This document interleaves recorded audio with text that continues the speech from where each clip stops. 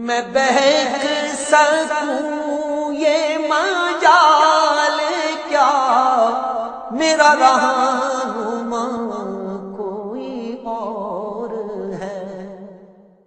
نحمدہ و نصلی علی رسولہ النبی الکریم الامین، اما بعد فاعوذ باللہ السمیع العلیم من الشیطان الرجیم، بسم اللہ الرحمن الرحیم۔ قال اللہ تبارک و تعالی فی القرآن الحکیم، ان اللہ و ملائکتہ یصلون علی النبی یا ایہا الذین آمنوا صلوا علیہ وسلموا تسلیما۔ الصلاۃ والسلام علیک یا رسول اللہ وعلی آلک واصحابک یا نبی اللہ۔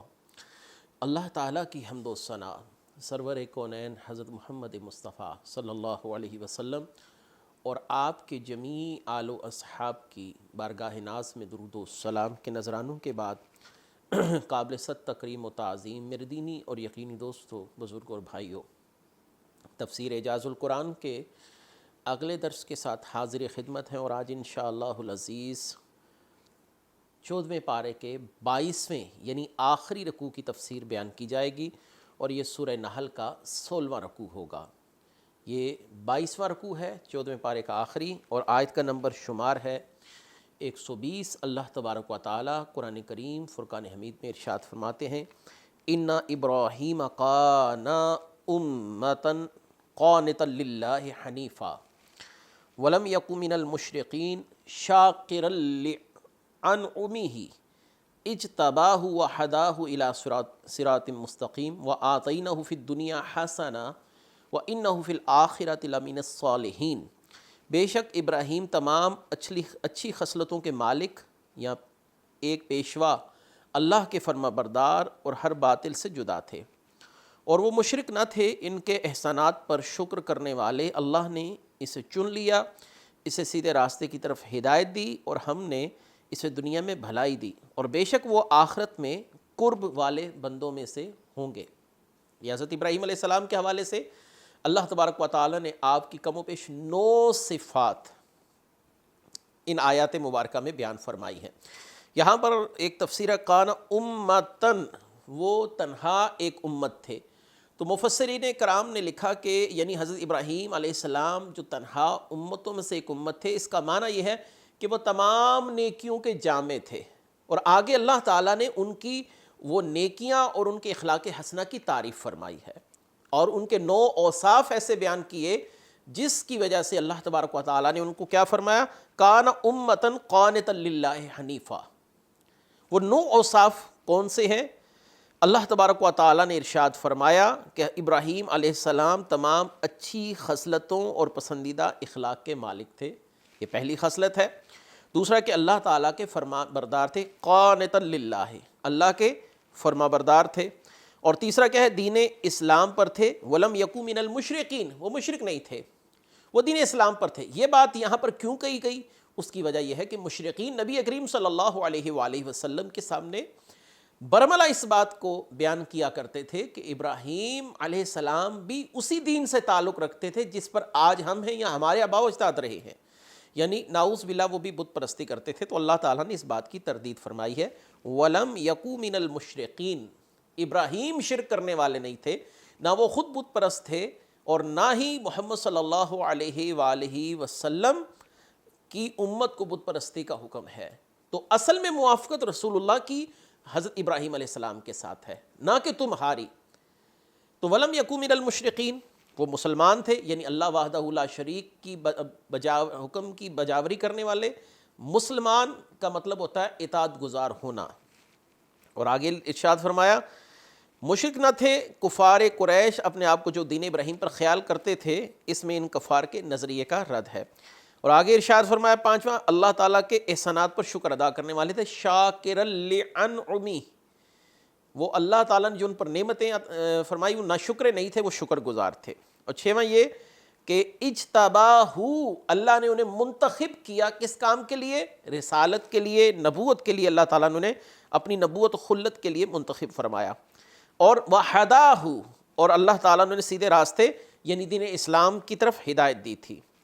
اور کیا فرمایا، وآتینہ فی الدنیا حسنہ، اور دنیا میں بھی انہیں بھلائی دی۔ اس سے مراد رسالت ہے، اموال ہے، اولاد ہے، اچھی تعریف ہے، قبولیت تامہ ہے۔ تمام ادیان یہود و نصارہ ہوں یا مشرکین ہوں، وہ حضرت ابراہیم علیہ السلام کو اپنا مقتدا مانتے ہیں اور ان کی عظمت کے قائل ہیں۔ اور آخر میں کیا ہے؟ وَإِنَّهُ فِي الْآخِرَةِ لَمِنَ الصَّالِحِينَ، اور آخرت میں اللہ کے قرب والے بندوں میں سے ہوں گے، یعنی اس میں اللہ تبارک و تعالیٰ نے حضرت ابراہیم پر جو آخرت کے دن کا انعام ہے اس کا بیان فرمایا۔ ثم اوحینا الیک ان اتبع ملۃ ابراہیم حنیفا وما کان من المشرکین، اور پھر ہم نے آپ کی طرف وحی بھیجی کہ آپ بھی دین ابراہیم کی پیروی کریں جو ہر باطل سے جدا تھے اور مشرک نہ تھے۔ یہاں پر اس گفتگو سے پہلے ایک دلچسپ واقعہ بھی یہاں پر ذہن میں آیا جو بعض مفسرین نے لکھا شاکر لانعمہ کی تحت، کہ وہ شکر گزار تھے، وہ اللہ کے شاکر بندے تھے۔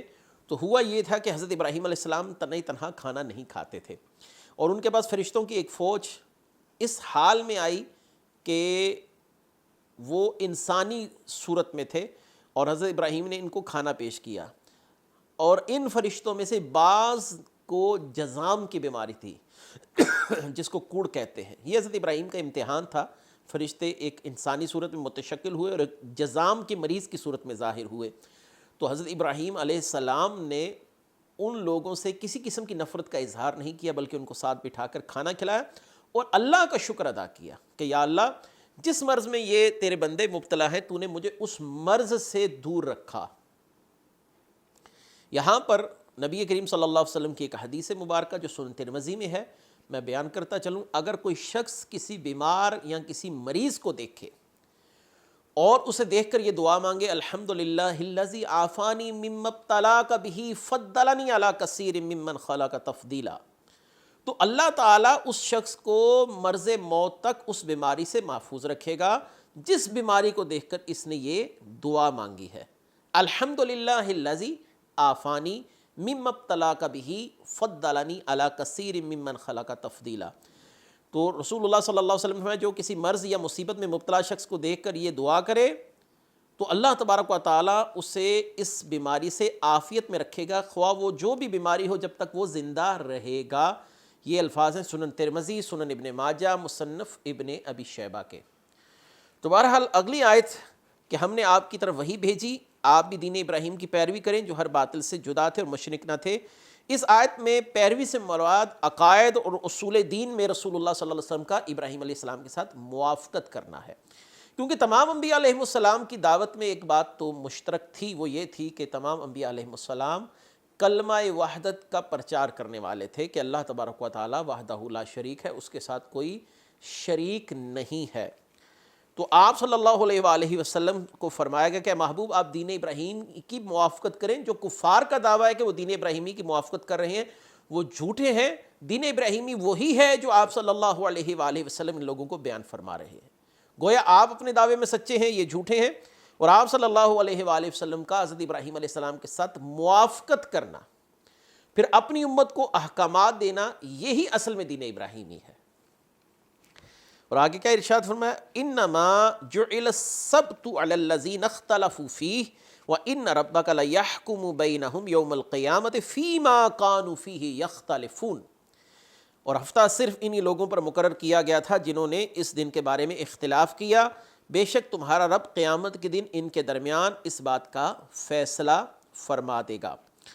یہاں پر یہودیوں نے کہا کہ اگر محمد صلی اللہ علیہ وآلہ وسلم اتباع کر رہے ہیں ابراہیم علیہ السلام کی، تو پھر انہوں نے جمعے کے دن کو عظمت والا دن کیوں بنایا ہوا ہے، جبکہ ابراہیم علیہ السلام کے ہاں تو ہفتے کا جو دن تھا وہ عظمت والا دن سمجھا جاتا تھا۔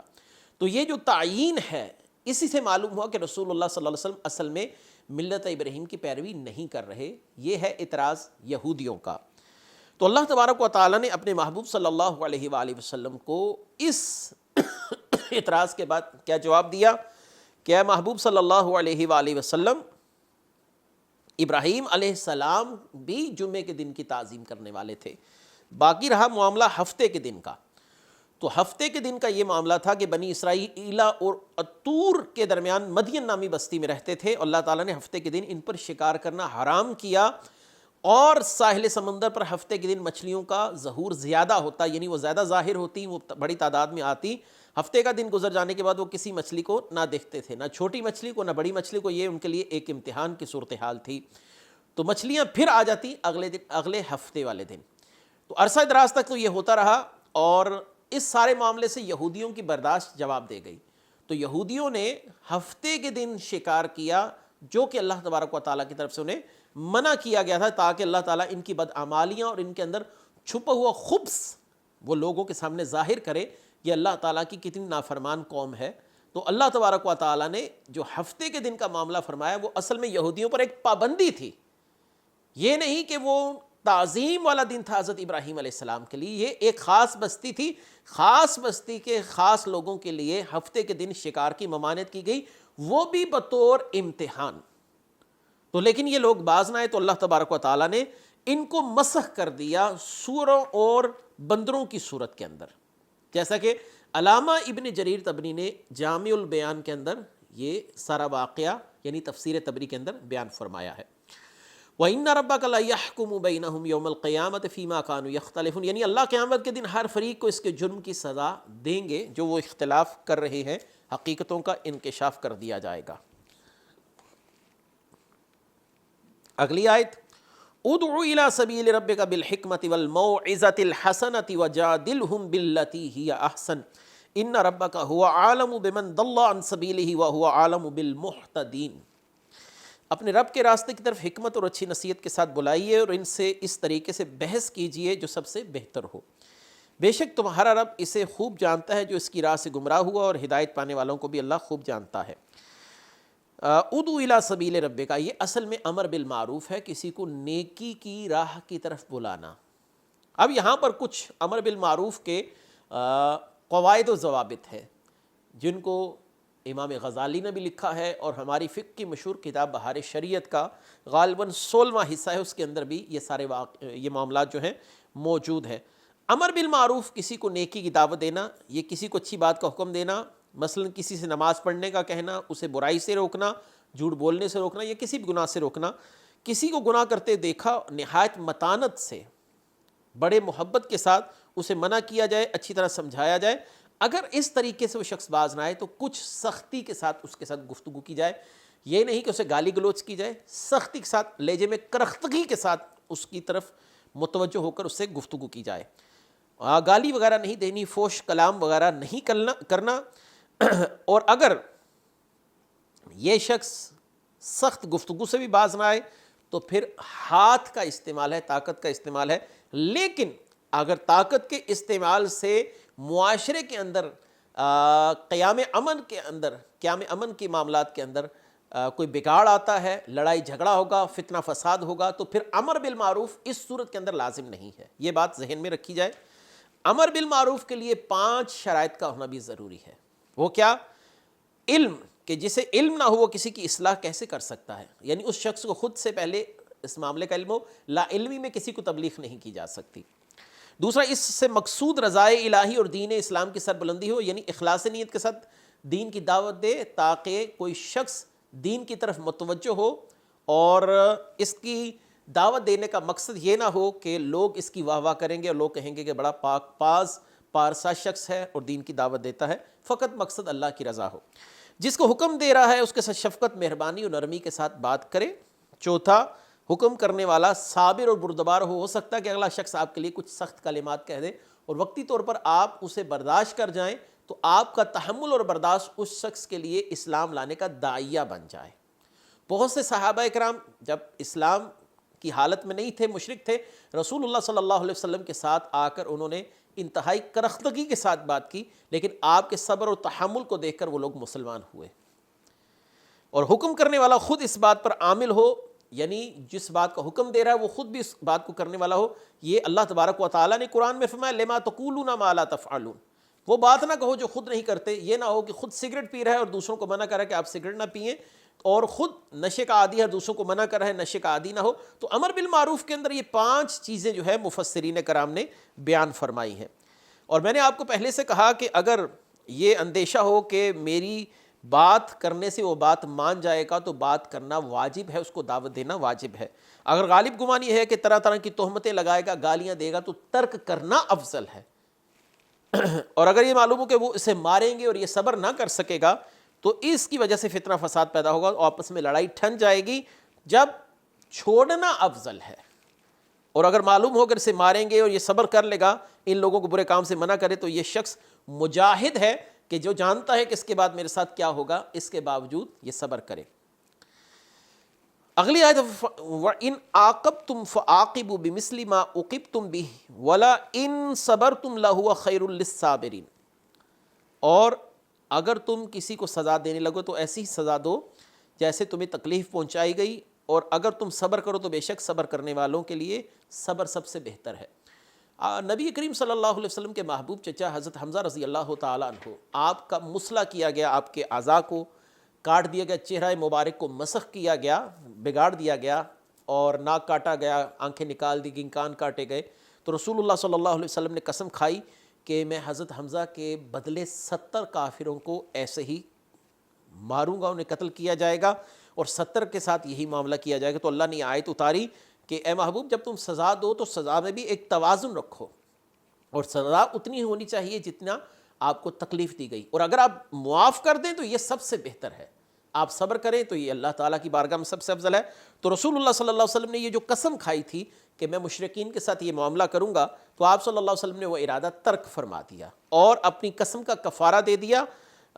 یاد رہے کہ اسلام کے اندر مسلح کرنا، ناک کاٹنا، آنکھیں نکال دینا، دشمن کے کان کاٹ دینا، چہرے کو مسخ کر لینا، یہ شریعت میں حرام ہے، یہ نہیں ہونا چاہیے۔ ہم اس کا بھی احترام رکھتے ہیں، اس کی میت کا، اس کی لاش کا، کہ اس کے ساتھ کوئی ایسا بے ادبی والا معاملہ نہ کیا جائے۔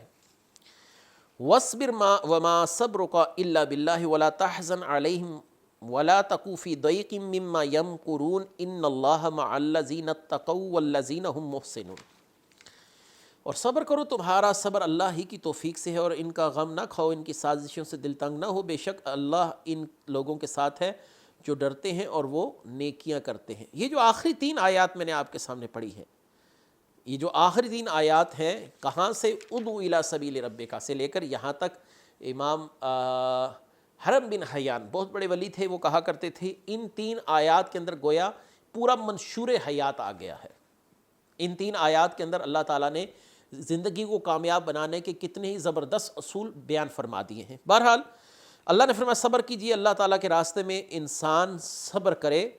تو آپ صلی اللہ علیہ وسلم کو تسلی دی گئی، آپ ان مشرکین کی گفتگو کا رنج نہ لیجئے۔ آپ صلی اللہ علیہ وسلم کے ساتھ یہ جو بد کلامی کرتے ہیں، قرآن کا انکار کرتے ہیں، آپ کی نصیحتوں سے اعراض کرتے ہیں، آپ کو ساحر کہتے ہیں، جادوگر کہتے ہیں، شاعر کہتے ہیں، مجنون کہتے ہیں، آپ صلی اللہ علیہ وآلہ وسلم اس سے دل تنگ نہ ہو، ہم آپ کے حامی و ناصر ہیں۔ ان کا مشن کبھی بھی پروان نہیں چڑھ سکتا، مشن آپ ہی کا پروان چڑھے گا۔ اللہ کا وعدہ ہے کہ اللہ تعالیٰ ادیان دنیا پر دین اسلام کو غالب فرما دے گا۔ اور آگے اللہ تعالیٰ نے فرمایا ان اللہ مع الذین، اللہ تعالیٰ کی خصوصی مدد ہے ان لوگوں کے ساتھ، اللہ کی رحمت ان کے شامل حال ہے جو اللہ سے ڈرتے ہیں اور نیکیاں کرنے والے ہیں۔ اس کے ساتھ ہی آج انشاءاللہ العزیز ہمارا یہ 14واں سپارہ جو ہے وہ اختتام پذیر ہوا۔ اللہ تعالیٰ سے دعا ہے کہ اس وقت تک جو ہم نے درس بیان کی، اللہ تعالیٰ ہماری کوتاہیاں، غلطیاں معاف فرمائے، اور انشاءاللہ اگلے درس میں ہم 15واں سپارہ، اس کا پہلا رکوع اور سورہ بنی اسرائیل اور نبی کریم صلی اللہ علیہ وسلم کی معراج کے حوالے سے انشاءاللہ العزیز گفتگو فرمائیں گے۔ وآخر دعوانا ان الحمد للہ رب العالمین۔ میں بہک سکوں یہ مجال کیا میرا رہا